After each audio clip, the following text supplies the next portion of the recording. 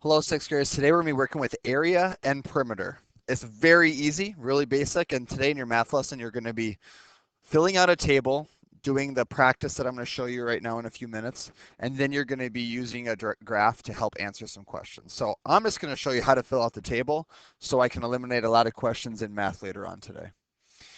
Here we go. So we have the perimeter and we have the area. If we look closely at this, perimeter has S's all the way around it because there's four sides of a square. Okay, that's the first thing I want you to realize. And then on the area, we are just multiplying the S times the S, which would equal how much space is inside.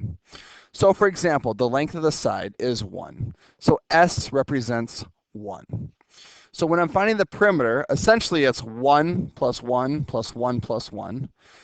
The formula for that would be 4 times 1, which would equal 4 inches for my perimeter. Or I could do 1 plus 1 plus 1 plus 1, which means the same thing. Over here for the area, that's S squared, which would mean 1 squared, which is 1 times 1, so my answer is 1 inch squared. Perimeter, we're dealing with distance.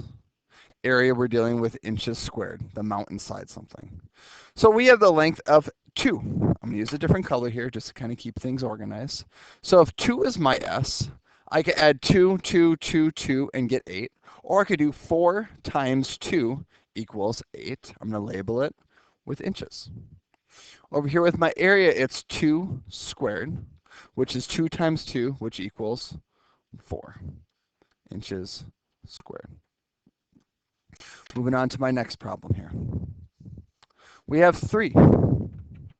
We could do 3 times 3 times 3, or we could do 4, because there's 4 sides of a square, times 3, which equals 12 inches. If I also add up 3 4 different times, we're going to get to 12.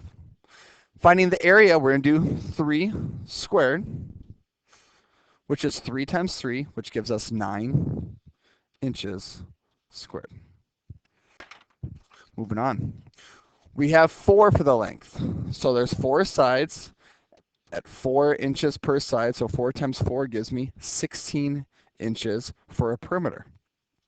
How I'm going to write that for the area? That's 4 squared, which would be 16 inches squared as well. The last one's a 5. 5 times 4, because I have 4 sides to the shape, which would be 20 inches. The area of this shape would be 5 squared, which would be 25 inches squared.